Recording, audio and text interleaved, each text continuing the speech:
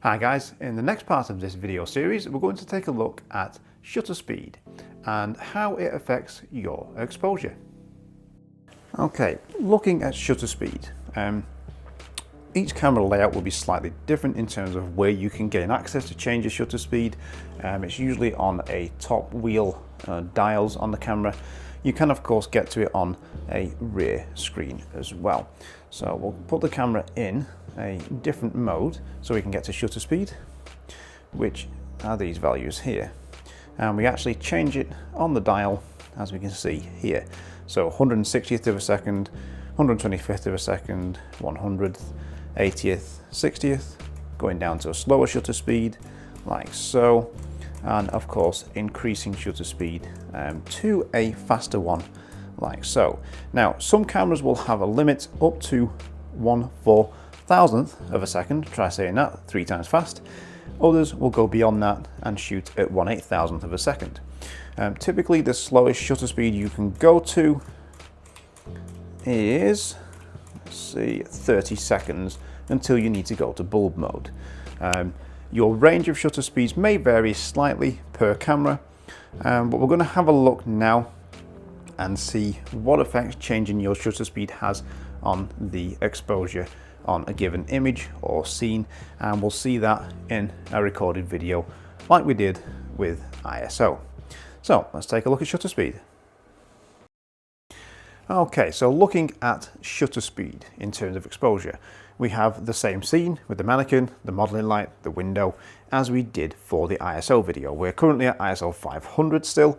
The aperture is f5.6 and the shutter speed is 1/50th of a second. Now we're doing this demo in video mode because it's easier visually to show rather than shooting a load of stills, and the change is still the same. You change exposure, same in video or in stills.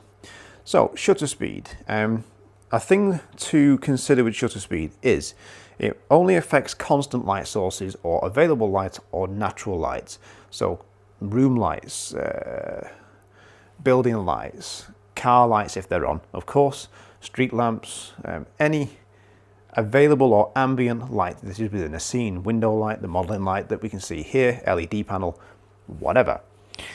It does have a relationship with flash, which we will get into much later, so don't worry about that now. However, it does not control flash exposure. It just has a relationship and a limit in respect of how it works with flash and sync speed. Again, more on that later. So we're currently at ISO 500, that's not going to move. f5.6, that's not going to change either. And we're at 1/50th of a second. So as I slow down my shutter speed, we're going to see what happens to the exposure. Now, one reason why you may not want to go too low or too slow with your shutter speed is you risk camera shake or subject blur or movement. Obviously, you need a faster shutter speed to freeze motion, or if you want to show motion, a slower shutter speed will do that for you, certainly. So we'll go from a 50th to a 40th of a second, which is a 1/3 stop increase of exposure. 2/3 of a stop now at 1/30th of a second. Now I am limited in video mode on these cameras, on DSLRs. It will not let me go any slower than 1/30th of a second. That's purely because of the 180-degree rule and the frame rate and the refresh rate and video anyway. But we can see those 2/3 of a stop changes have increased exposure because the camera sensor has been exposed to that light source for longer. Okay, the ISO is the sensitivity, the shutter speed is the time value, hence TV mode in Canon, is the amount of time that your sensor is exposed to any given light source. Okay, now, let's see. Again, actually, with saying that, remember that does not include flash because flash happens in a fraction of a second and it's gone. Okay, we'll get to that later. So 1/30th of a second, it's got brighter. We'll go back down, or we'll speed it up now to 1/40th, gets darker. 1/50th, back to where we were. 1/60th of a second, gets darker still. 80th, 100th of a second, 125th, and we're now on a full stop increment at 125th. In fact, let's try this. If I go to a 60th of a second, which is close to where we started, again, a 60th of a second is a one-stop increment. If I increase the exposure a stop, I slow the shutter speed down by 3/3. So 1 click, 2 click, 3 clicks equals 1 stop. So from a 60th, it's now at a 30th of a second. We increase exposure 1 stop, doubling the amount of light. And as we increase or decrease the exposure, I beg your pardon, 1 stop, we half the amount of light. So we go from 1/30th of a second to 1/60th of a second. And if I go further than that here and go 1, 2, 3 to 125th of a second, it's got much darker still, and we have decreased in exposure a stop. So the faster the shutter speed, the darker the image will be.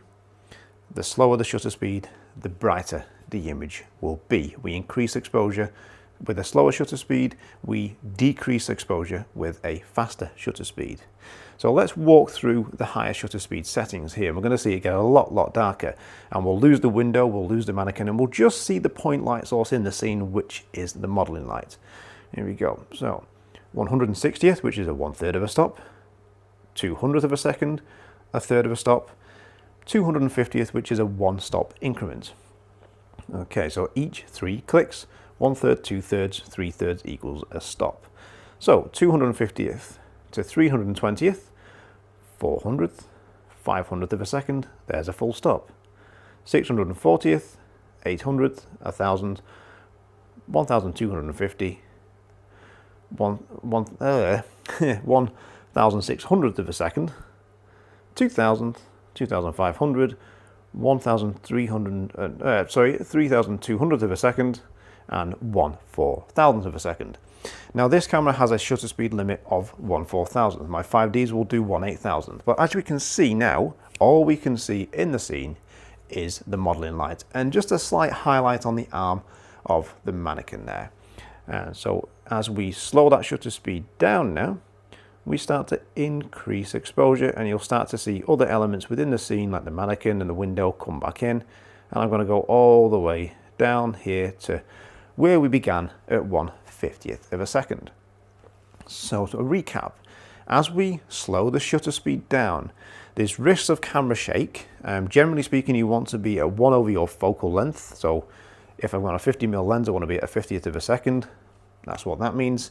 But you have to consider what you're photographing as well. Is it someone running? Is it someone just walking? Is it someone just maybe stood in place, but maybe they move around, they're expressive and they move as they're talking. So as you have someone moving, you will need a faster shutter speed to cope. Or if you want to show motion, a slower shutter speed will do that for you. If you're wanting to increase your exposure with shutter speed, you slow that shutter speed down. As you want to decrease it, you speed it up. So to increase it, we slow that shutter speed down. Okay, and to decrease exposure, we speed that shutter speed up, and we'll go back to the 50th. There we go. Hopefully that's helped to start to understand shutter speed and its effect on exposure. There's more to consider, and there's more choices that you will make in respect of its exposure, combining ISO, shutter speed, and what's coming up next, aperture.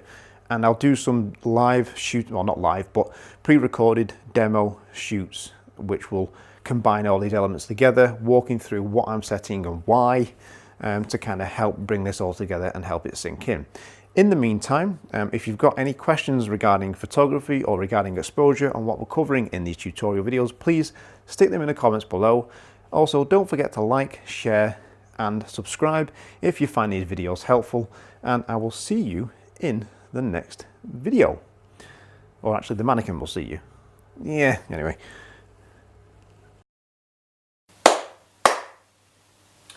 Hi guys, for part 2 in this exposure series. Hi guys, for the fundamentals of photography part 2, part A.